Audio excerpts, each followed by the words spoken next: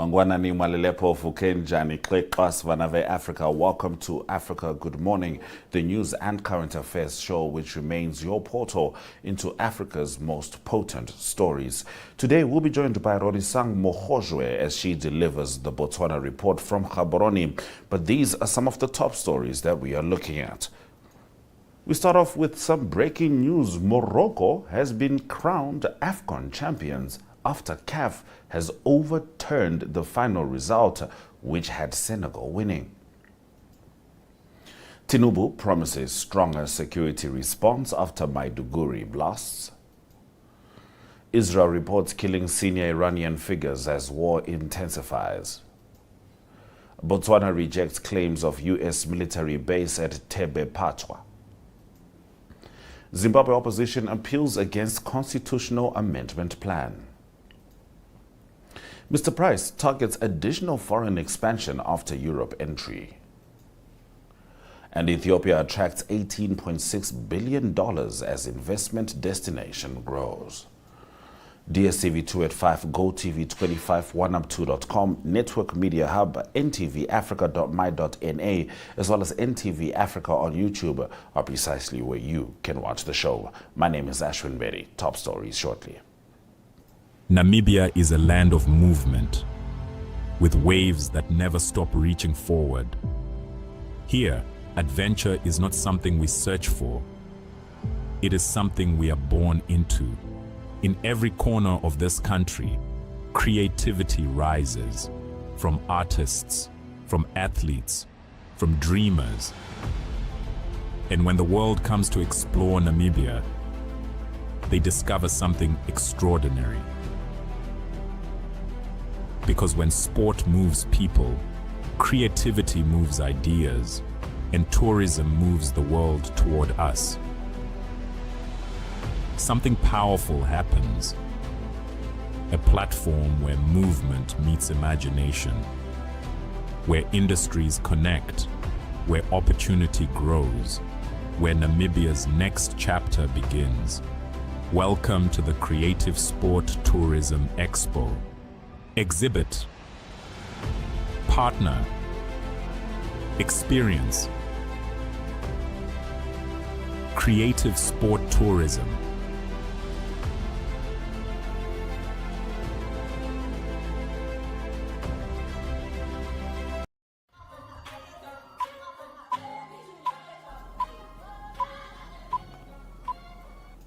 All right, you're still with Africa Good Morning. Let's get into that breaking news story.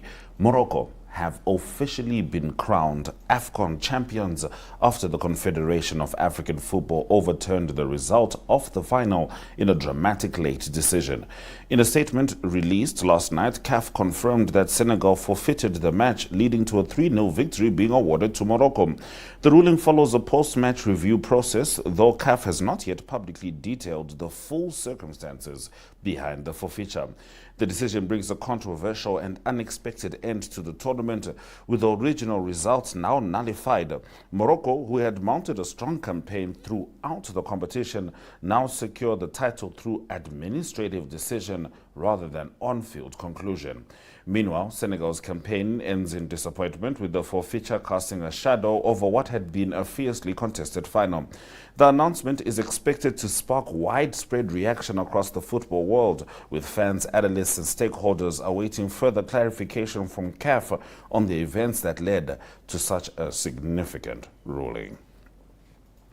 Now, we know there's already been an uproar on social media. Senegal does plan to appeal this decision. Part of the reason is that the referee's supreme authority cannot be questioned if the referee has not blown the final whistle. These are decisions that CAF has made before. And what was a big issue is that they were saying Morocco left the field, but Morocco did not leave the grounds.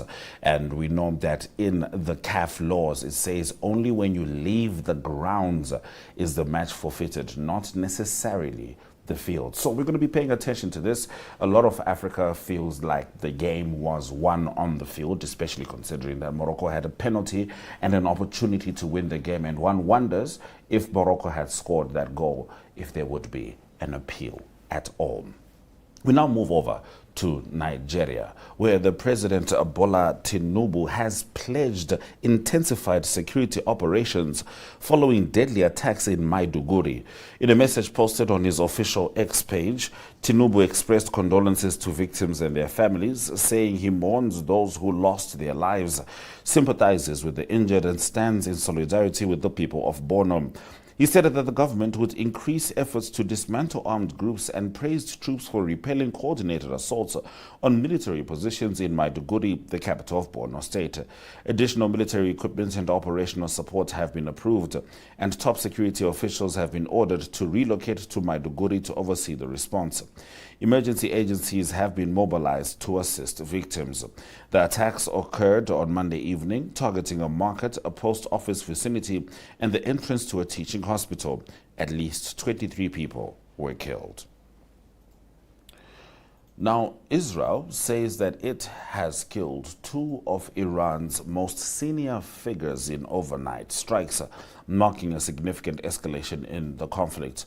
Defense Minister Israel Katz claims top security official Ali Larjani and Basij militia chief Gholam Reza Soleimani were eliminated. Iranian state media has not confirmed the deaths. Iranian outlets released a handwritten condolence letter from Larijani on Tuesday, raising questions about the claims. Larijani is a former parliamentary speaker and advisor on nuclear strategy. Soleimani led the Basij militia, which has been accused of suppressing protests and is sanctioned by the US and EU. The reported killings come weeks after the death of Supreme Leader Ayatollah Ali Khamenei in an airstrike at the start of the war. Israel says it has conducted wide-scale strikes across Tehran and increased attacks on Hezbollah in Lebanon. Iran has in turn launched missiles towards Tel Aviv, while Hezbollah has targeted northern Israel, continuing exchanges between all sides. Now we swing over to Botswana in a story that Rorisang Mogojwe will explain further. The government of Botswana has denied claims that it hosts a United States military base at Thebephatshwa Air Base, describing the reports as misinformation. Authorities reaffirmed that the facility is fully owned, operated, and controlled by the Botswana Defence Force. In a statement signed by Tudueto Mokhosi, Director of Public Service Government Communications, the government confirmed the base is a sovereign military installation.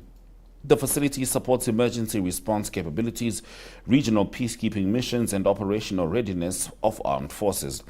The statement urged media organizations and political actors to verify information before making claims about the country's defense posture, and warned that misinformation could create tension among citizens and neighboring states. Botswana's clarification comes amid increasing global competition for military access in Africa. The country emphasized it remains committed to diplomatic relations while safeguarding sovereignty.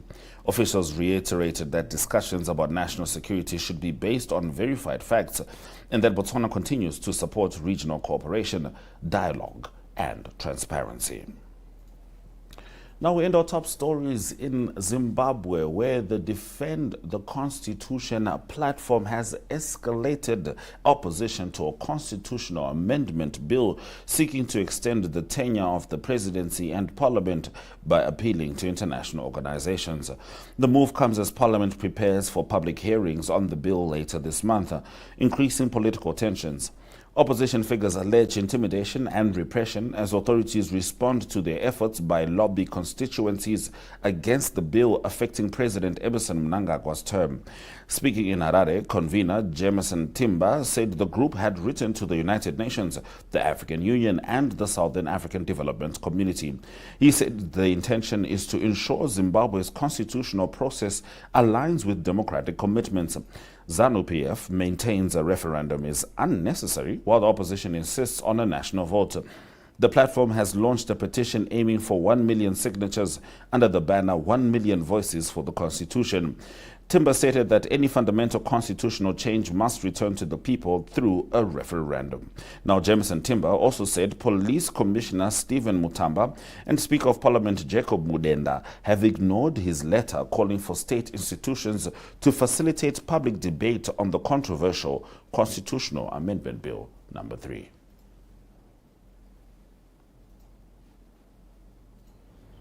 On the 4th of March 2026, I wrote to the Commissioner General of Police expressing concern over this matter and requesting an urgent meeting.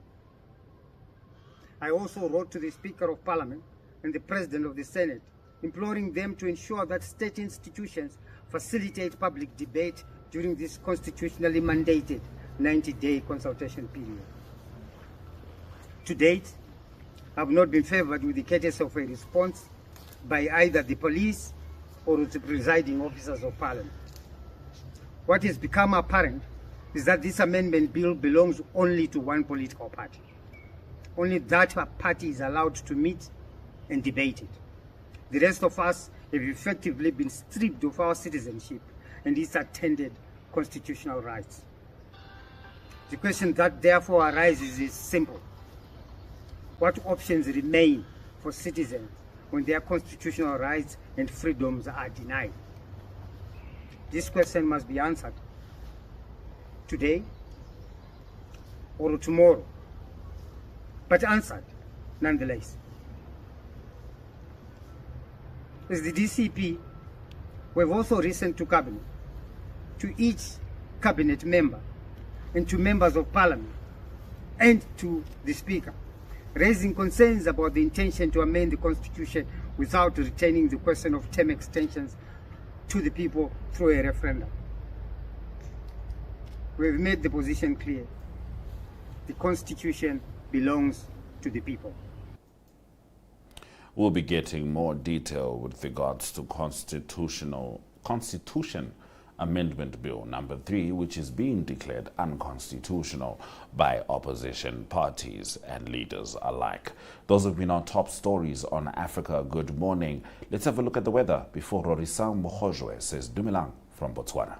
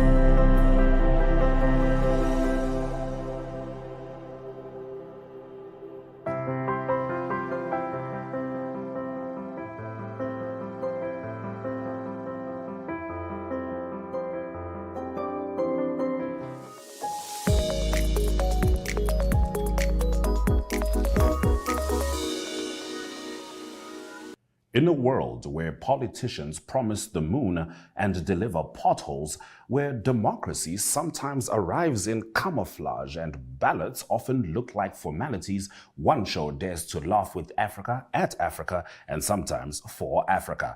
This is Second Take, your weekly dose of political satire with an African soul and a global edge. From coups disguised as press briefings to ministers moonwalking past accountability, we serve the real news with sharper writing. Each week we bring you the TikTok of the week because sometimes the revolution is vertical, and the heartwarming moment of the week to remind us that not everything is burning.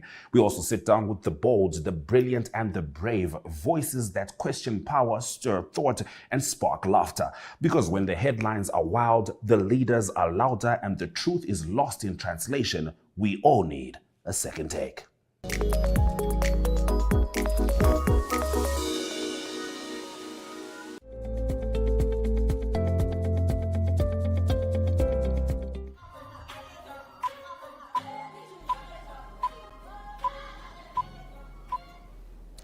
All right, it's time for us to talk to Rorisang Mogojwe as she delivers the Botswana Report. Dumelang, Rorisang. A very good morning to you, Ashwin. Thank you so much for having me, Dumelang. It's always a pleasure to be here on Africa Good Morning.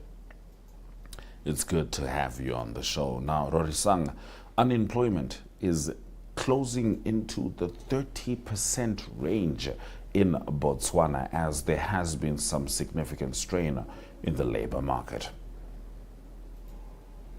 The national unemployment rate has risen to 21%, But the main cause for concern is really the youth unemployment rate, which has shown to be progressively rising and has shot up in the last decade, with nearly 3 in 10 young people unable to find work. Now, this was revealed by the Minister of Finance, Thebephatshwa, who was presenting results of the Botswana multi-topic household survey of 2024-2025, which was carried out by Statistics Botswana.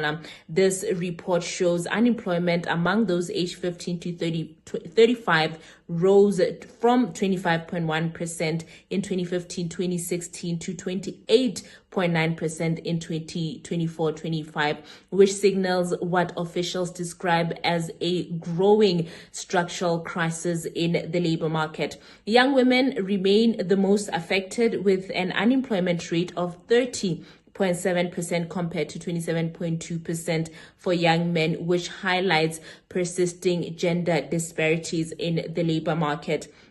Now, these figures come as the youth labor force continues to grow, increasing by 8.3% for that period. However, the job creation space has really failed to keep pace, and overall unemployment, like I said, has risen to 21% from 17.6% over that very same period. Now, the survey was conducted between November 2024 and November 2025, and it provides a broad snapshot of Botswana's socio-economic conditions, and Statistician General Kaufelo Lekobane says these findings will help guide policy as well as economic reforms in the country. All right, Rorisang, now please tell us more about the story that we did touch on in our top stories. Botswana's government has rejected the claims of a U.S. military base being in the country.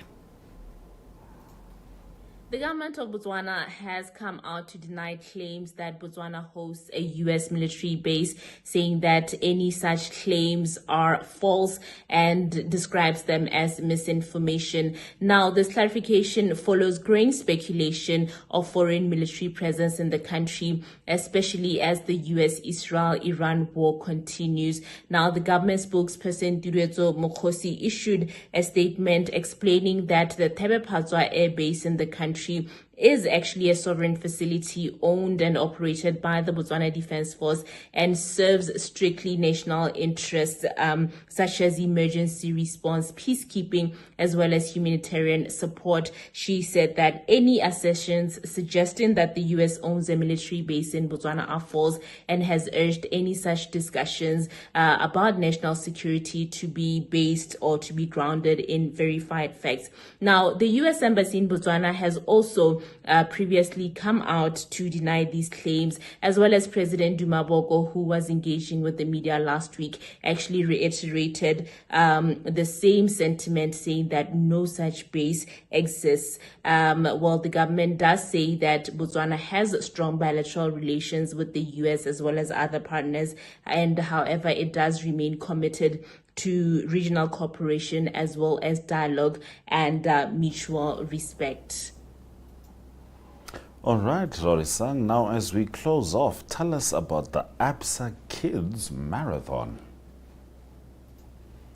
So what started out as a simple children's race has now culminated into 5 years of a platform that offers youth and children fitness as well as healthy living, combined with a lot of fun. Now, alongside these races, participants get to enjoy a range of fun and educational activities, which have since created an experience that is both memorable for the young ones. Now, the co-founder, Mohamed says that each participant receives race kits and medals, and families benefit from interactive experiences which are designed to encourage children to embrace active and healthy lifestyles. The partnership with Absa Bank has also allowed the event to expand its reach and draw more young participants as well as families each year. And from a local initiative, this marathon has now grown into a nationwide celebration of sports, wellness, and youth potential, as it currently takes place across many parts of the country, not just in the capital city of Gaborone, but also has expanded to Jwaneng, Maun, Gauteng, as well as other areas in the country. Now, this year, organizers anticipate that the turnout will be even larger and will be the most vibrant, which will feature energetic races, entertainment, as well as opportunities for families to celebrate fitness together. Absolutely lovely scenes there. It's always good to have you on Africa. Good morning, Rorisang. That was all from me with the Botswana Report. Let's meet again next week. Same time, same place, right here on Africa. Good morning.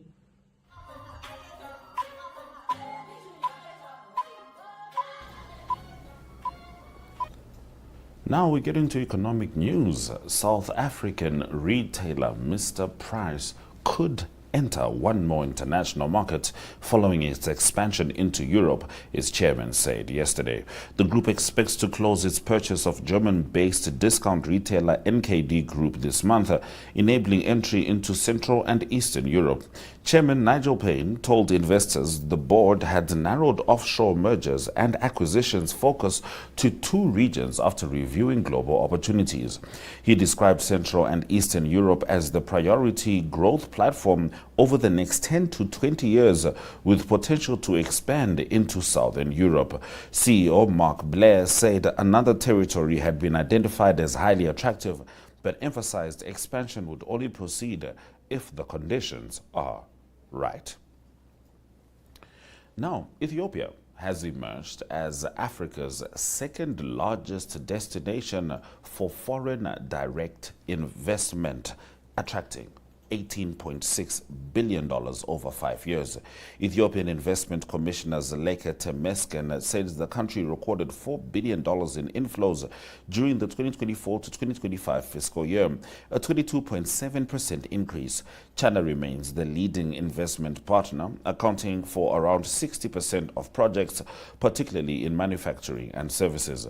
The growth follows reforms opening sectors such as retail, wholesale, import and export to foreign participation. Authorities have also introduced regulations allowing foreign nationals to own residential property. Over 5 years, 1,477 investment permits were issued. All right, those have been our stories on Africa Good Morning. Tomorrow we return with Ari Hochad delivering the South Africa Report, whilst we'll go through Africa's top stories as always. DSTV 2 at 5, GoTV 25, oneup2.com, Network Media Hub, NTV Africa on YouTube, as well as ntvafrica.my.na are precisely where you can watch the show. For now, we say Sweraj Lakanaka as we leave you with the indicators.